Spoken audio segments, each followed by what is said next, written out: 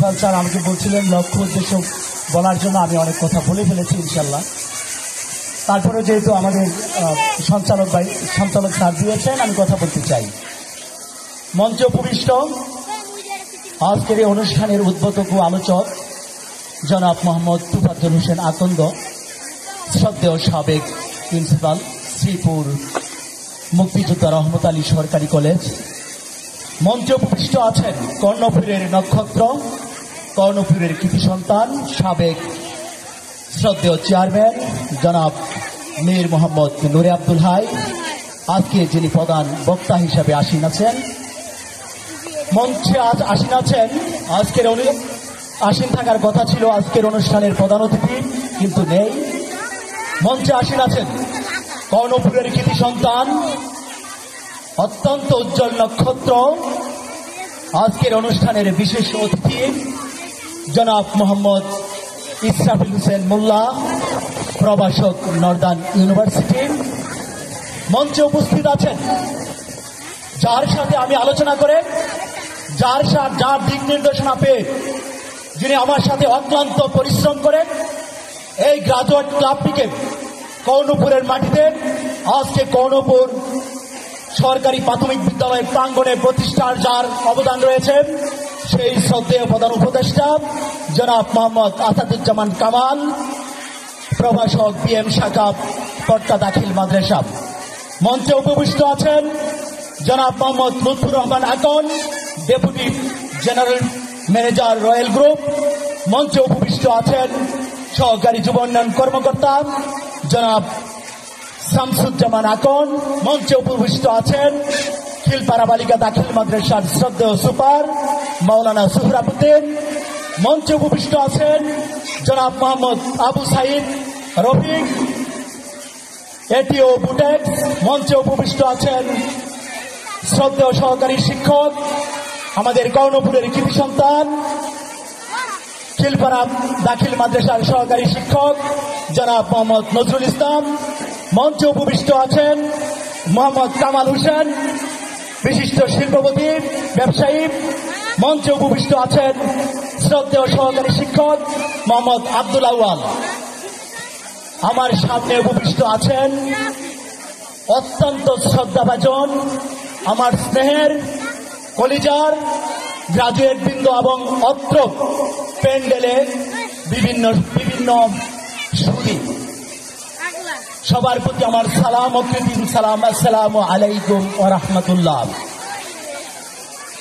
প্রথমে যখন আমরা এই ক্লাবটা শুরু করার আমি মনোবাসনা করি, আমি ঢাকা বিশ্ববিদ্যালয়ে তখন 2008-9 সেশনের ছাত্র, সূর্য সেন হলে যখন আমি থাকি, তখন আমার মনে একটা চিন্তা আসে, যদি আমি নগণ্য মানুষটা, আমি এই ছোট্ট মানুষটা, যদি আল্লাহ সুবহানাহু ওয়া তাআলা কখনো আমাকে সেই সুযোগ দেয়, আমি আমার বড়দেরকে নিয়ে, আমি আমার পিতৃতুল্যদেরকে নিয়ে, আমার মুরব্বীদেরকে নিয়ে যারা বসে আছেন, এদেরকে নিয়ে আমরা একটা, আমাদের ছোট ভাই যারা আছেন সবাইকে নিয়ে আমরা একটা ক্লাব প্রতিষ্ঠা করতে চাই। সেই ক্লাবটা হবে গ্রাজুয়েট ক্লাব।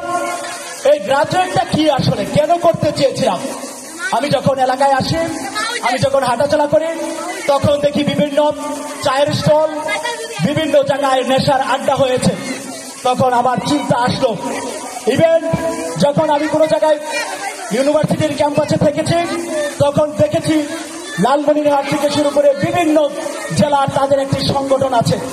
তখন আমি চিন্তা করেছি যে তাদেরকে দেখে, এবং ঢাকার বিভিন্ন জায়গায় দেখছি একটি গ্রন্থাগার আছে, তখন তাদেরকে দেখে উৎসাহ অনুপ্রেরণা পায়। ছোট ছোট যারা উঠতি বয়সের ছেলে মেয়েগুলি আছেন, তারা এই বড় ভাইগুলি দেখে, তাদেরকে দেখে, এই আইকনগুলি দেখে উৎসাহ অনুপ্রেরণা পেয়ে তারা তাদের লাইফটাকে পরবর্তী লাইফে মোটিভেশন করেন।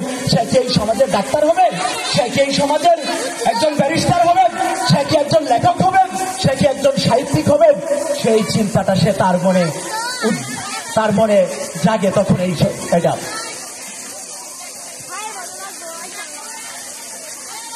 এই চিন্তা থেকে তখন আমি চিন্তা করেছি যে এই ক্লাবটিকে সাজানো দরকার। আমি মনে করি এই ক্লাবটি একটি গ্রন্থাগার, যেখানে জ্ঞানকে সংরক্ষণ, সংগ্রহ এবং বিতরণ করা হয় তাকে বলা হয় গ্রন্থাগার। এখানে যে কয়েকজন মুরব্বী আমাদের গার্ডিয়ান বসে আছেন এবং সামনে উপবিষ্ট গ্রাজুয়েট যারা আছেন, প্রত্যেকজন এক একজন একটা গ্রন্থাগার, যেখানে জ্ঞানকে সংরক্ষণ এবং বিতরণ করা হয়। সেই দৃষ্টিতে নবী প্রফেট সাল্লাল্লাহু আলাইহি ওয়াসাল্লাম যখন আরবের গুত্রে গুত্রে দাঙ্গা হাঙ্গামা লেগেছিল, তখন তিনি হিলফুল ফুজুল নামে একটি সংগঠন গঠন করেছিলেন। যেই সংগঠন দাঙ্গা হাঙ্গামা বর্বরতায় বিবর্জিত ছিল, তখন নবী প্রফেট হযরত মুহাম্মদ সাল্লাল্লাহু আলাইহি ওয়াসাল্লাম আরবের যুবকদেরকে নিয়ে তিনি হিলফুল ফুজুল সংগঠন গঠন করেছিলেন। তখন উনি এখানে তার নীতিমালার মাঝে ছিল ন্যায়তা, স্বচ্ছতা, ইনসাফ কায়েম করা। এগুলি ছিল নবী প্রফেট হযরত মুহাম্মদ সাল্লাল্লাহু আলাইহি ওয়াসাল্লামের মূল নীতি। ঠিক আমাদের সেই ক্লাবটি যেমন সেই নীতিতে অগ্রসর হয়, সেই কথাটাই আমি বলতে চাই। The holy Quran is the latest and prompt constitution of human life. সর্বকালের সর্বযুগের মহা চ্যালেঞ্জ ও জ্ঞান বিজ্ঞানের আদি উৎস হচ্ছে আল কোরআন। সেই কোরআনের শিক্ষার কথা 95 বার বলা হয়েছে। এবং ভারতের কেরালা একটা রাজ্য আছে যেখানে শিক্ষার পার্সেন্টেজ হচ্ছে 100। ওখানে কোনো ডাক নাই, কোনো এডিক্টেড নাই, কোনো কিছুই। ওই সম্পাদক ওই রাজ্যে তেমন কোনো হিংসা বিদ্বেষ তেমন কিছু নাই। আপনি যদি মেধাবী একজন ছাত্র হিসেবে এই সমাজে প্রতিষ্ঠিত হন, আপনার কাছ থেকে গীবত চলে যাবে, আপনার কাছ থেকে হিংসা চলে যাবে, এই ন্যায় পরায়ণতাটা আপনার মাঝে চলে আসবে। দুঃখিত, আমি আর বেশি সময় নষ্ট স্থাপন করবো না, কারণ আমাদের এখানে অনেক গুরুত্বপূর্ণ ব্যক্তিরা আছেন, আমাদের উপদেষ্টারা আছেন, আমাদের মুরব্বীরা আছেন। এই বলে আমি আমার সংক্ষিপ্ত বক্তব্য শেষ করলাম। আমরা যেন এলাকার প্রত্যেকটা অনগ্রসর জনগোষ্ঠী, যারা পিছিয়ে পড়া জনগোষ্ঠী, মেধাবী স্টুডেন্ট, যারা দরিদ্র মেধাবী স্টুডেন্ট, যারা ঈদের সময় বিভিন্ন প্রবলেম ক্রিয়েট করেন, তাদের পাশে যেন আমরা দাঁড়াতে পারি। শীত বস্ত্র যেন আমরা বিতরণ করতে পারি, বিনামূল্যে রক্তদান কর্মসূচি পালন করতে পারি, আমরা যেন বাল্যবিবাহ রোধ করতে পারি, এসিডের বিরুদ্ধে যেন আমাদের ব্যবস্থা থাকে। এই কার্যক্রমগুলো যেন আমাদের ক্লাব থেকে প্রতিষ্ঠিত হয়, সেই আশাবাদ ব্যক্ত করে আমি আমার বক্তব্য শেষ করছি। আসসালামু আলাইকুম ওয়া রাহমাতুল্লাহ।